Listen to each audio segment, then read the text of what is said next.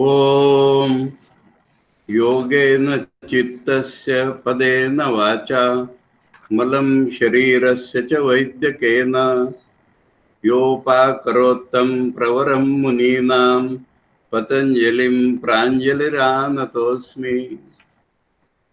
Friends, we have studied Sutras 1 to 22 from Samadhipada of Patanjali Yoga Sutras.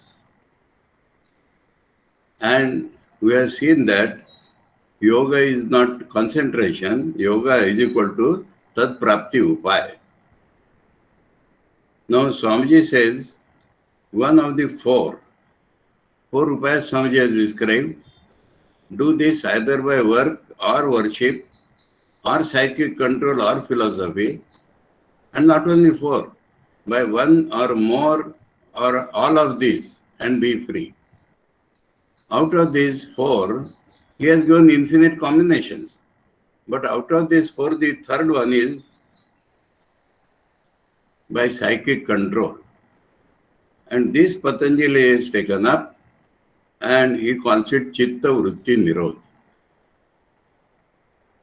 Now, Patanjali describes all our vrittis, including Nidra.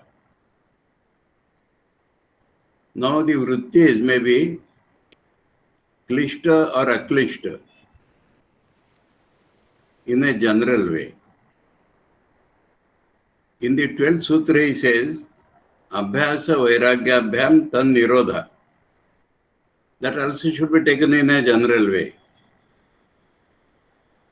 Now, Abhyasa is repeated attempt to stay in Nirodha.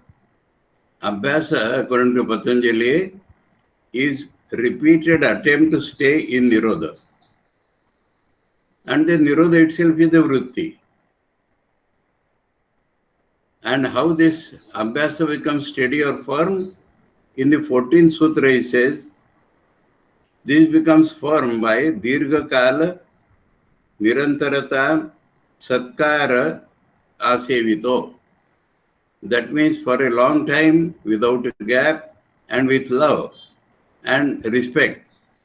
When we go on doing this, then it becomes fun. In the 15th, I'm recapitulating, in the 15th, Vairagya he defines as a force which will not allow us to go back from where we are. And it describes Param Vairagya, the knowledge of Purusha, which removes our thirst about gunas. That is his Param Vairagya. In 17, he proposes that this way to proceed is not directly Nirodha. Though yoga is Chitta Vritti Nirodha, but one should not directly proceed to Nirodha, but to gain power by concentration called Samadhi. So Samadhi is concentration in Patanjali, and first by concentrating on the steps he has given, we'll gain some power, and with that power, we can do the Chitta Vritti Nirodha. That is Patanjali's idea.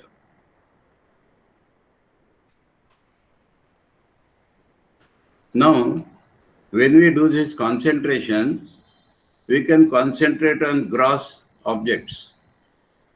But when the concentration becomes deeper, we'll perceive the subtler entities, we'll perceive the tanmatras, we'll perceive the mind and buddhi, we'll perceive our real nature, what is doing. So, this by steps we proceed. Then it is our own buddhi we can perceive and concentrate on that. Our asmita we can perceive and concentrate on that. Then he describes in 18, those who try directly Nirodha. In 19, they become gods or Prakriti Leen and are not free from experience of transmigration. So the right way is given in the 20, Shraddha, Virya, Smriti, Samadhi, Prajna, Purvaka iteration. Now, yesterday I did not describe about the Smriti. Shraddha is all right. But what happens?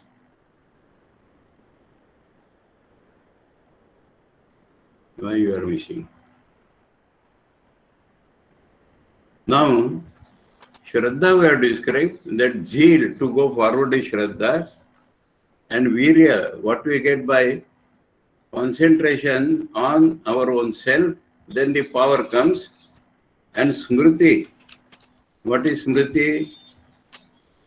That means we continuously remember that our goal is this.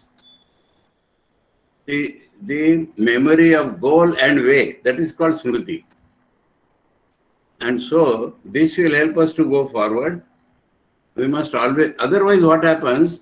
Our concentration leads us astray. Many cases we have seen. They concentrate and they gain some power, they gain some this or that, and they totally forget the aim of life. So these three things are necessary: Shraddha, Virya and Smriti. And then the Samadhi, as described in Sutra 17, comes in. That is the Sampragyata Samadhi, which he has given by concentration on the gross, subtle mind, buddhi and self. And Prajna is given in Sutra 48, Ritambhara Tatra Prajna, that means inner knowledge based upon truth. When with all this we proceed, then we should go to Asamprajnata Samadhi. Now Smriti is actually Dhyan leading to Samadhi. Shraddha is Dharana. Virya is the power generated by Dharana. And Smriti is Dhyan. This leads to Samadhi. Now, intensity he has described in 21 and 22. According to the Taratamya of intensity, we will make slow or quick progress. Now comes today's topic from Sutra 23. And what is Sutra 23? Ishvara Pranidhanad Va. Now, Va has come after he has described Asamprajnata with the right process. First, Samprajnata, full concentration. Then, Nirodha, which is Asampragyata. After that, he says, Ishvara Pranidhanad Va. That means, all this is not necessary. Let devotees feel happy here. All this, he is a textbook writer, I again told you. There are certain things which he has experienced, certain things which he has seen others. He has not experienced. But he says that if you are, let us roughly translate first, if you are devoted to God, without any of these practices, you can go directly to Asamprajnata Samadhi. Mind you, this is what Patanjali is telling. From this, some people wrongly conclude, Patanjali has based his system on Sankhya, and there is no place for God in Sankhya. We shall describe later on what is Sankhya. And from this sutra, people conclude that Patanjali is Sankhya plus Ishvara. Seshvara Sankhya, they say. But wait, Ishvara, according to Vedanta, Ishvara, according to devotees, Ishvara, according to the common sense notion of any Indians, good Indians, what is Ishvara? Jagat Karan, Jagat Palanakarta, Jagat Samharta, and if you are advanced a little, you know, Ishvara is Sarvavyapi and Ishvara is our own reality. Now, Patanjali does not know any of these attributes. Patanjali's Ishvara is very different, mind you. Our Ishvara, Sadharan man's Ishvara or Vedantic Ishvara is, again I repeat, सृष्टि स्थिति प्रलय करता, सर्वज्ञ, सर्वशक्तिमान, सर्वव्यापी, our own reality. Patanjali's Ishvara is different. So here we'll have to think what is Ishvara and what is Pranidhan. Patanjali will himself describe. So let us follow now what Patanjali says with this reservation.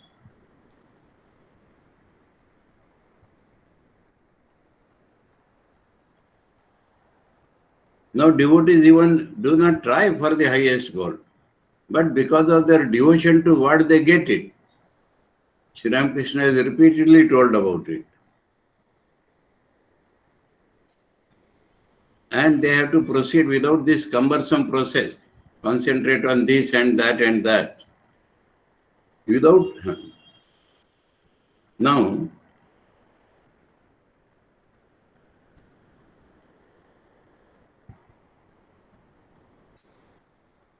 what is Pranidhan? Ishvara Pranidhana Dva. What is Pranidhan? I went to Apte's dictionary to see what is Pranidhan. There are given 5 meanings. We shall see which is relevant. Applying, employing, application, use, 1 meaning. Second meaning, great effort, energy. Third meaning, profound religious meditation. Abstract contemplation. Fourth, respectful behavior towards. Fifth, renunciation of the fruits of action. Now here, profound religious meditation, this is the only thing which is relevant here. So Ishvara Pranidhan here means profound meditation on God. And that will lead us to Asampradnyata Samadhi of Patanjali without any other cumbersome process, mind you. Now, what is Ishvara according to him? He has based his thing on Sankhya, and Sankhya has no place for God. And Patanjali can't deviate from Sankhya so much. He has his own conception and necessity. Sankhya does not speak of any guru. But Patanjali, being more practical, knows that we can't have Jnana without a guru. This is how he starts basically. Why he slightly deviates from Sankhya is because of the necessity that it is practical. He wants us to reach that state. And so he knows that by observation that nobody can have Jnana, the right knowledge, without a guru. Now the question comes, originally how the gurus got? If the guru got it from some other guru, then he got from some other guru. But the first guru or the Prachintam guru, how he will get knowledge by himself? So this necessity compels Patanjali to accept God as the Adi Guru or the permanent Guru. This is his place. Ishwar for him is not Srishtikarta. Ishwar for him is not Samashti of the Jivas. Ishwar for him is only the permanent Guru. So he says in the next sutra,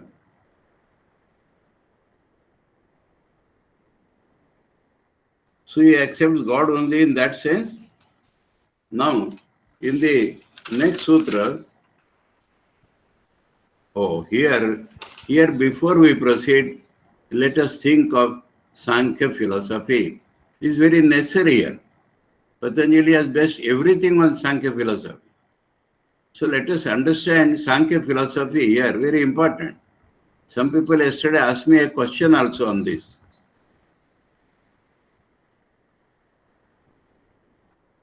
Now, mind you, a word appears in philosophical literature.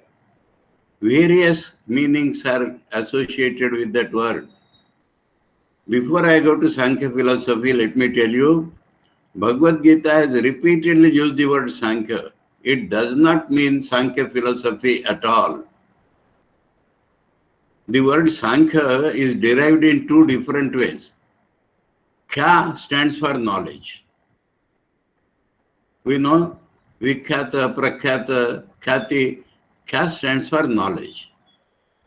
Now, Samyak Khyati, right knowledge, which according to Gita is Vedanta only.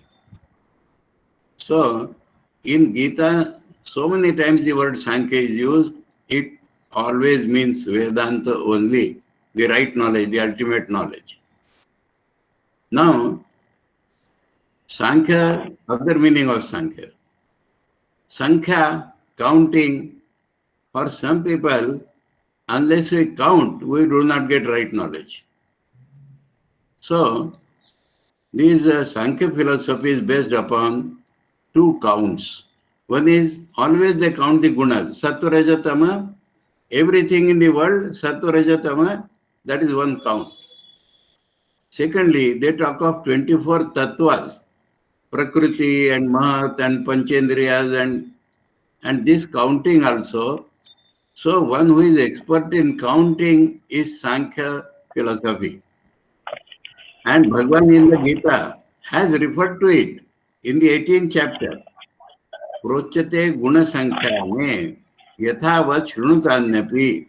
That means he calls the Sankhya, as we know it, to be guna sankhyana shastra.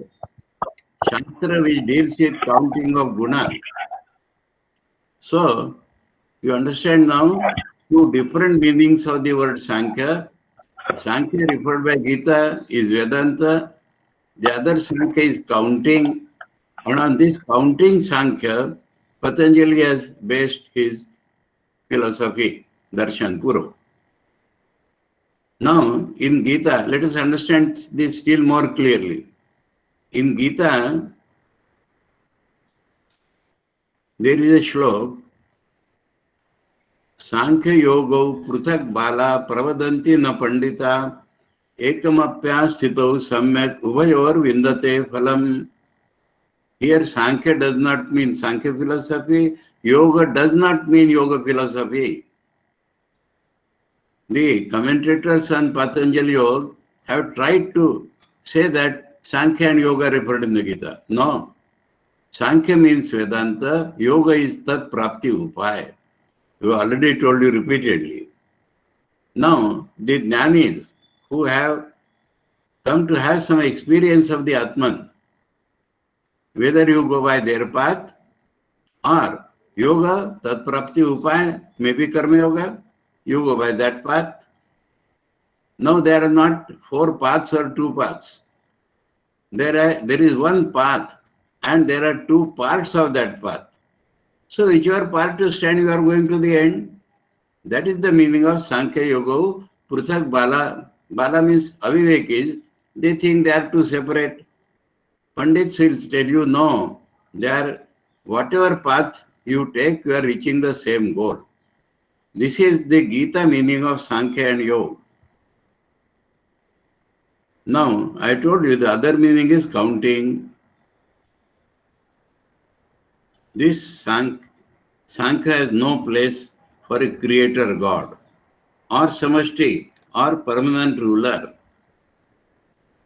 It only believes in Kalpaniyamak Ishwar. Kalpaniyamak Ishwar.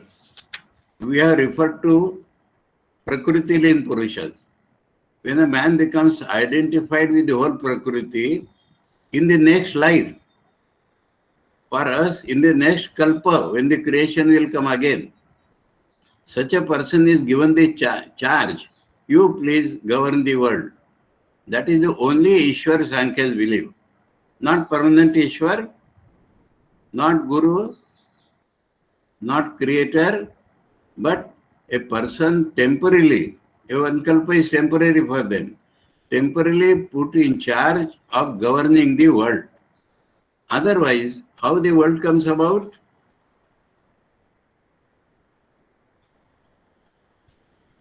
We are different Purushas according to Sankhya. Patanjali also believes. We are innumerable Purushas. There is no count how many Purushas are there. I will give you a small example about the Jivas. Now a tree has jiva, we can call that also Purusha. Suppose we break the one branch of the tree and put it in earth and water it. Again we see one jiva there. So there is no fixed count of jivas that we have to understand. Now, in the presence of all the jivas, Prakriti is jada according to Sankhya and Yoga. Now, how this Prakriti acts, don't ask us. In the presence of all the conscious beings, the Prakriti acts. And why does the Prakriti act? You see, the things will appear rational to some and peculiar to some. Prakriti, which is jada, in the presence of all the Purushas, acts firstly to give us bhoga or experience. And when we have sufficient experience, it gives us apavarga or mukti. This is the Sankhya philosophy in a nutshell. Now here let me describe what is experience.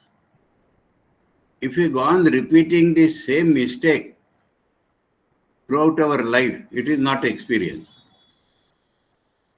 I remember here one gentleman, now his small child has gone to purchase vegetables. And with seeing a small child, the vendor has, instead of charging 2 annas, has charged 4 annas. When he comes back, people say, you have been cheated. The father says, no, he has spent 2 annas in experience account. So understand now, we do something, we understand it is a mistake, we come out of it, then only it is called experience. So, the Prakriti goes on giving experience to the Purushas. And when the Purushas understand, I don't want this Prakriti, I have nothing to do with this Prakriti. The Sankhyas and Yogis have given an example. There is a dancing girl, and you are seeing that dance for a long time. And then you become wise, not only tired but wise, and say, I don't want to see this dance anymore. And you look at the other side. As soon as you give up this identification with Prakriti and look at the other side, Sankhya's and Yogis believe you are mukta. But it cannot be so. If you are looking away, who knows, after some time you will again have to look up. You will like to look upon that dancing girl. So this cannot be mukti. I am stating all this to make you understand. On the first day I told, second day I repeated, that Patanjali's yoga system take us to a very high position, but not the ultimate goal. And I said it is incomplete. So it is incomplete because of these reasons, that it is based upon Sankhya and Ishvara. Sankhya has no place, only Kalpaniyama, and yogis have place for him as a permanent guru. So, now what happens? We will ask why this thought, how this thought comes, why the Sankhya's and yogis believe like this.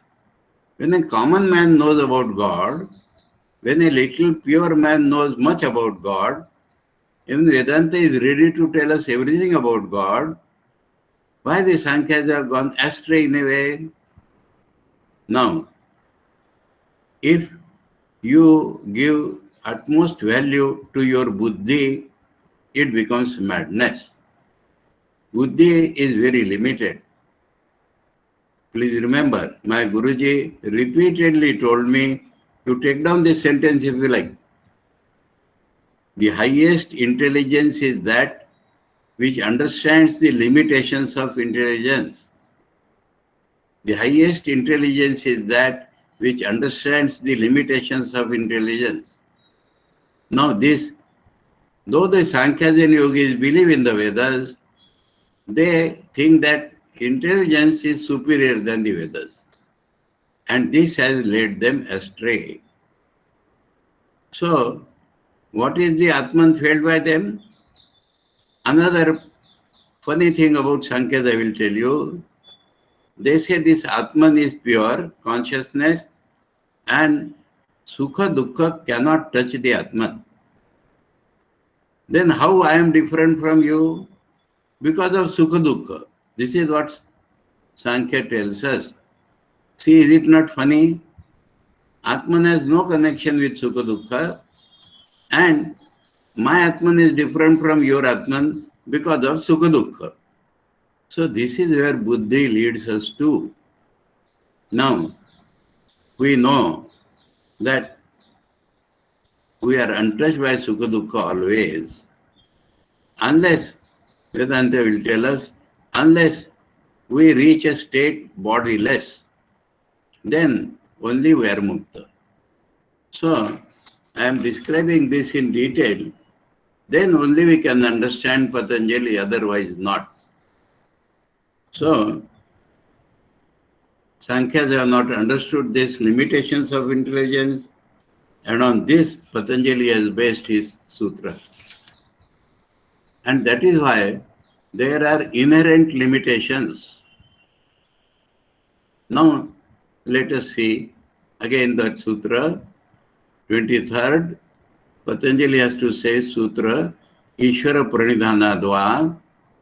This Asamprajnat Samadhi, spoken of lastly, can happen simply by profound religious meditation on Ishvara. Now, this Patanjali has, without practicing it, and without the right understanding of Ishvara, I am using strong words, but what can I do? Because of his adherence to Sankhya philosophy, so in 24 he defines Ishvara in his own way. Now let us see how Patanjali defines Ishvara. Klesha karma vipaka ashayehe aparamrushta purusha vishesha Ishvaraha. Purusha Vishesha Ishvara. We are innumerable Purushas. And like that, there is one special Purusha. Like me and you, there is a special Purusha. So like me and not like me. What is speciality? Klesha, karma, vipaka, ashay, untouched by these things. Now I have to understand again. Patanjali has also described what is Klesha. What is Klesha? Avidya, Asmita. In the second chapter, third sutra, Patanjali has described this. In the second chapter, third sutra, Patanjali has described what is Klesha.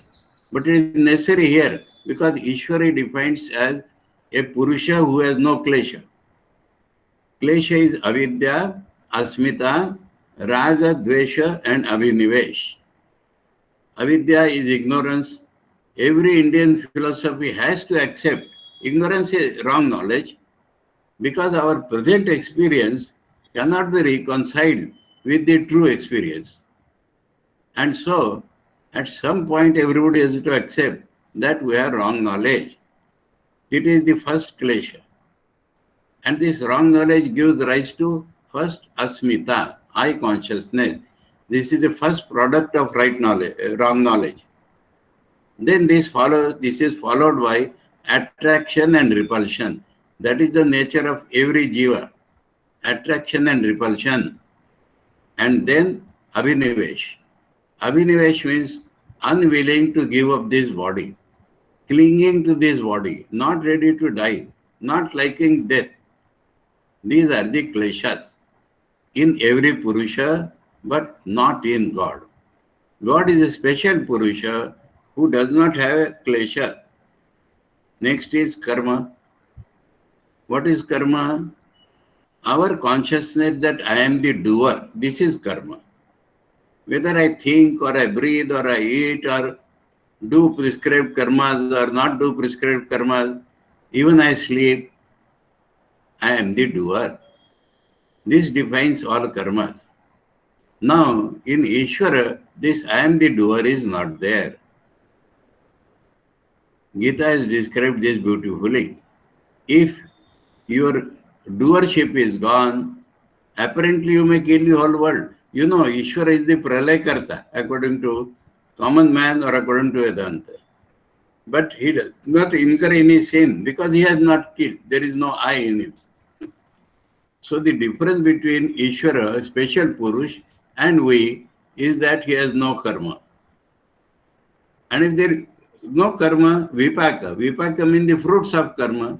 When we do karma, immediately the fruits will come to us. God does not do karma, so no fruit comes to him. And then ashaya. Karma has two types of effects. Karma gives us fruit outside world. If we do some job, we'll get salary. That is fun. But when we are doing some job, when we are thinking, every time any karma is producing a sanskar in us, a deep impression. If a man does bad work, say stealing, the stealing becomes impression in him. And this impression does not leave us. Births together we carry this impression. No, because God is not the doer, neither is there fruit nor this impression. This is Patanjali's definition of God. A special Purusha, like you and me, but not like you and me, because he does not have avidya, asmita, raga, dvesha, avinivesh. He has no doership. He has no fruit of work. He has no sanskar of work. Such a special Purusha is God. Now, Purusha Vishesha Ishvara. Now, what happens to this Purusha? Now, how profound meditation on such a Ishwar would lead us to Asampradnya Samadhi is nowhere explained by Patanjali. So I have been telling you, the textbook writer, he has observed people surrendering to God or devoted to God and reaching Samadhi. He cannot deny that. But he does not have understood what is people's concept of God. What is the God on which they are having this profound meditation? How it leads them to Samadhi? Patanjali does not care for it. On the other hand, if we know Ishwar is our own real nature, then profound meditation will definitely lead to asamprajnat or any Samadhi. Now, in Sutra 25, he wants to show his eternal guruhood, God. So he says, Sarvajnatva is in each of us. Sarvajnatva is in each of us, but in the seed form. Undeveloped Sarvajnatva is in each one of us. This all Indian philosophies will have to agree. But in him, but in Ishvara, it is fully developed. Fully developed Sarvajnatva. So he takes Ishvara as Sarvajna, and the word he has used is Niratishayam. One who knows beauty of Sanskrit language, negative becomes more powerful than the superlative. In English, we say good, better, best. But if we say nobody better than him, then this becomes negative, which is more than superlative. Best is one thing. Nobody best than him, then that is the Niratishayam Sarvajnatva Bijam has this meaning. God Sarvajnatva, which is in beach form in all of us, is no greater manifestation can be there except in God. This is his God. Now such a God, even Atman, is not limited in time. Each Atman is taken as eternal. Now the Sarvajna God is eternal. And so,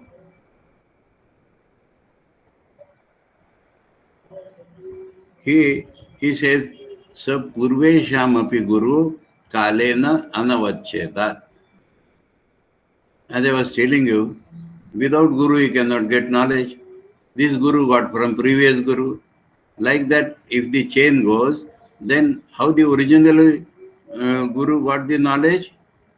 From this eternal Sarvajna God. That much is the value of God in yoga philosophy. But again, I am repeatedly telling, it is of great use as the science of psychology. About mind, it describes in very great detail by perceiving the mind and all its states. So I am not speaking negatively of Patanjali, but unless we understand this limited concept of God, we cannot understand him. Now, as a textbook writer, he has to write that he does not know what God people are worshipping. But if you meditate deeply on God, who is your real nature, you will certainly get samadhi. So, that is how he says, Ishvara Pranidhana Dva. Now, in 27, how this profound meditation happens? This pranidhan means profound meditation, but how to meditate on God, that Patanjali explains in 27. Tasya vachakaha pranavaha. Vachaka means name or mantra. We receive mantra from our gurus. That is called vachaka. The mantra is the name of God. That is vachaka. Tasya means Ishwarasya. Vachaka is name or mantra. Pranavaha. What is pranava? Which is always new. Prakarshena nava iti pranava. What is always new? Omkar. So pranava means Omkar.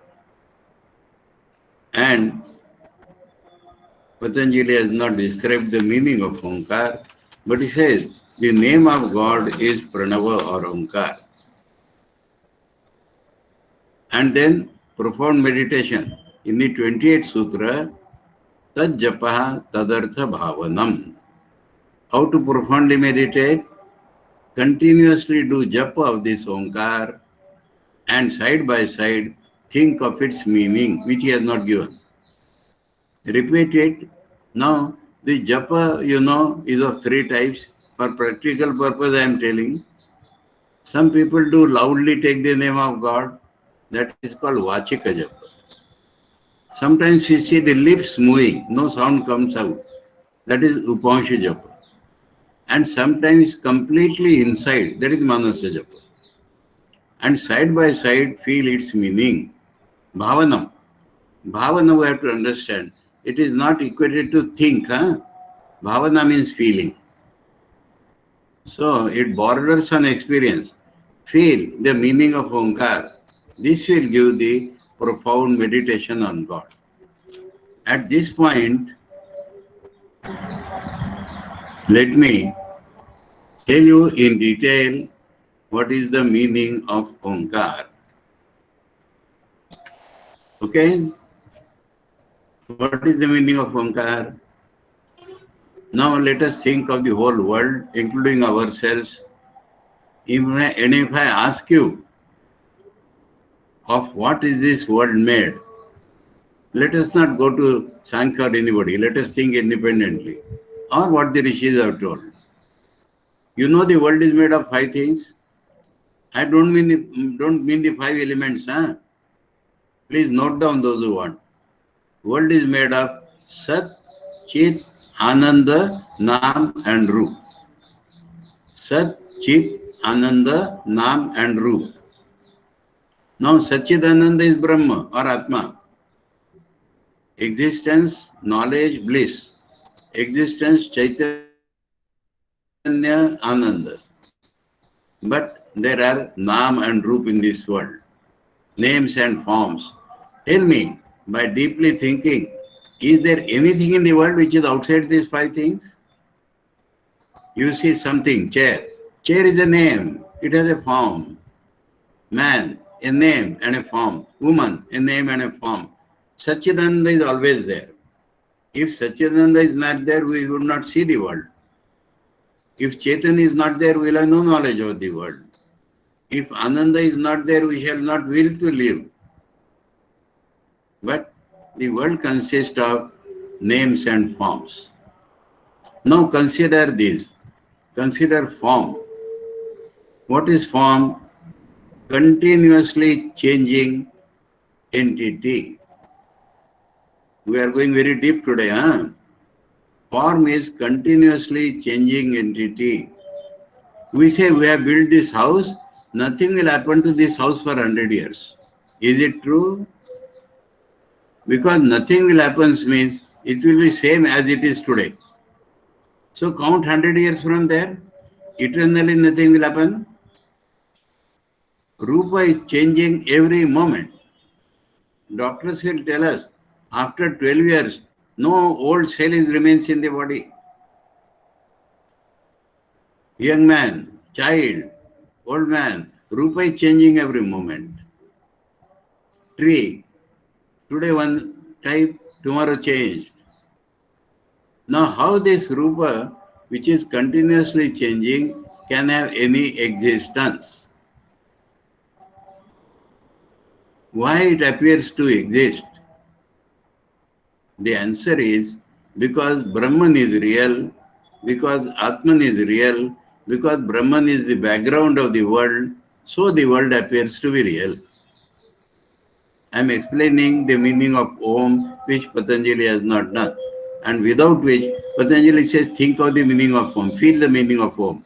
So we have to understand Om. Now, the world appears to be real only because of Brahman at the background. But the next question is, why the world appears separately real? Why the chair, we do not see it as Brahman?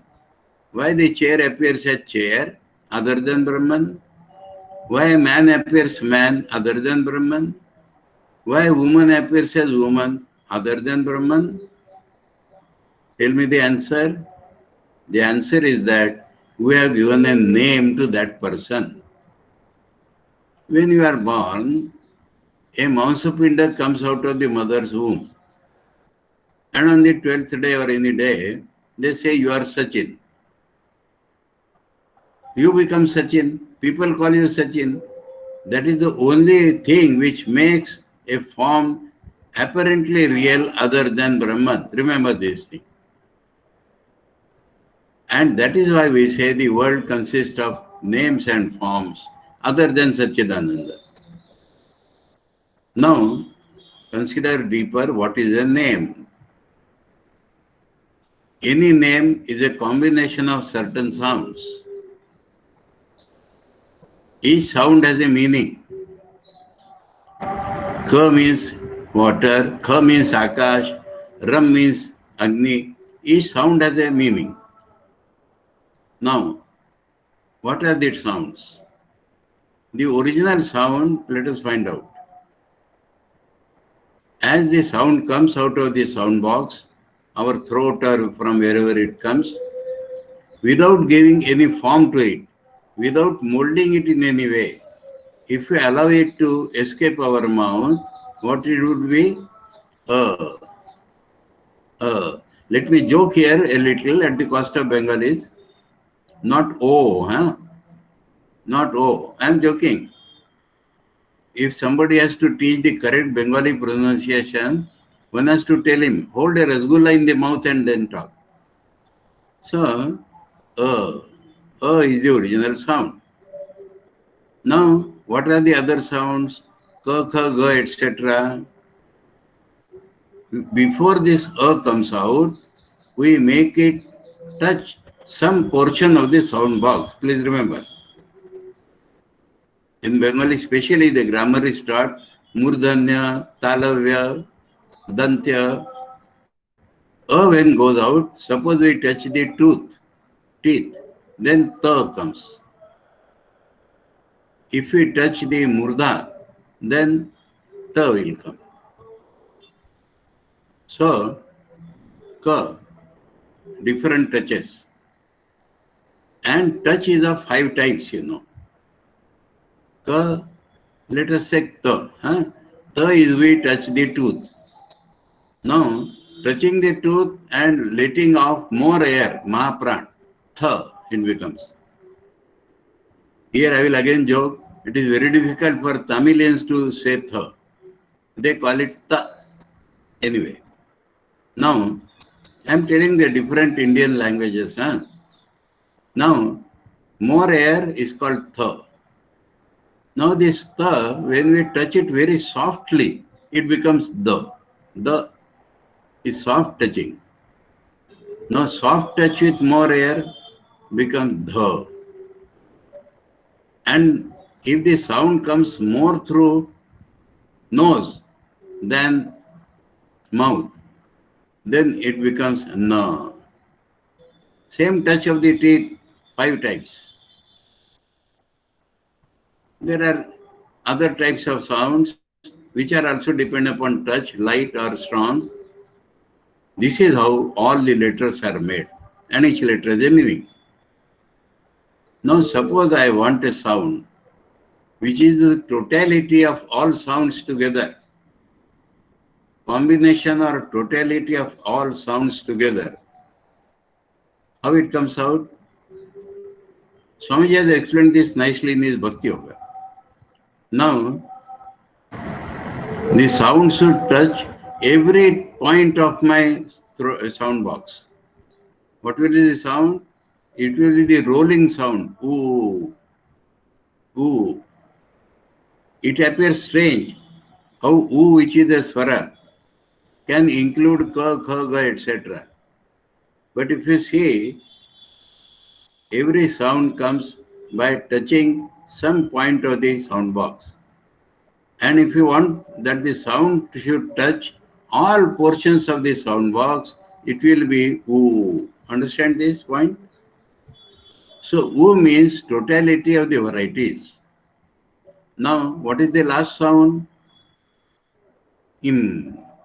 Not ma. Ma includes a. When we close the lips, the sound goes through the nose and it becomes This is the entire sound process. A plus U plus is Om. So what is the meaning of Om? If different sounds mean different things in the world, Om will mean all the world together. This is our meaning, mind you. Our meaning of Om is all the varieties of the world taken together, the world entire. But the rishis will tell us, the philosophers will tell us, the sages will tell us, Om is a big knowledge. Om is a philosophy. Om has told you that the world itself is not real. It appears real because of the reality at the back and because of the name. So the first meaning of Om, they say, is Saguna Brahma. That means God as Adhar of this world. And suppose we experience that God, then the world vanishes. That is called Nirguna Brahma. So the two meanings of the word Om, Patanjali has asked us to feel the meaning of Om. He has not given the meaning. So we have found out the meaning of Om is that according to the capacity of the mind, I am experiencing God is called Saguna Brahma. Om can lead us there. Om is available to us here, Tat Japa. But Om will lead our mind up to Saguna Brahma. But if we are pure, if we are not attached to this I of ours, then what happens? Om will lead us to Nirgun Brahma. So, Om has two meanings. As per the capacity of the man, Sagun Brahma or Nirgun Brahma. Now we understand. Now we understand how profound meditation comes through the repetition of Om and feeling its meaning. And this is described in the Kathopanishad, in Mandukya Upanishad, in Mundaka Upanishad, in Gita, in several places this is described, though not by Patanjali, that Om will lead us to Sagun Brahma or Nirgun Brahma according to our own capacity. Let me tell you a story here. A Puranic story told by Sri Ramakrishna. We believe in the goddess Parvati, and Parvati's father was the king Himalaya. He thought of Parvati only as his daughter. But when Parvati got married to Shiva, and then people started calling her Mother of the Universe, then father understood, oh, this is my daughter. So when she came home, Himalaya king tells us, I am your father, isn't it? Yes, Dad, what you want? I want to experience many gods. I want to experience different spiritual states by your power. Please, Grace. She said, all right, close your eyes and imagine any god, any state, you will realize that by my power. And he felt very joyful in realizing so many things. Then his ambition, you may say, spiritual ambition grew, and he tells daughter, can you not make me realize the Nirgun Brahma by Nirvikal Samadhi? What is the reply of Parvati? For that, Dad, you will have to associate with the sannyasis. Anyway, we are going into a little different region, but very, very important from practical point of view. Householders are defined as having a subject-object consciousness. Sannyasi is one who has lost his subject-object consciousness. And it depends upon the nature of the mind, whether you realize Sagun Brahma or Nirgun Brahma. So, if you associate with the sannyasis, your mind will change. So, it is not by my power, but by associating with sannyasis that you will get Nirvikalpa Samadhi and realize Nirguna Brahma. This is what Parvati told him. Let me push this story a little further for joy. Himalaya was the king, so he made it broadcast everywhere. If any sannyasi comes, we will take care in our kingdom.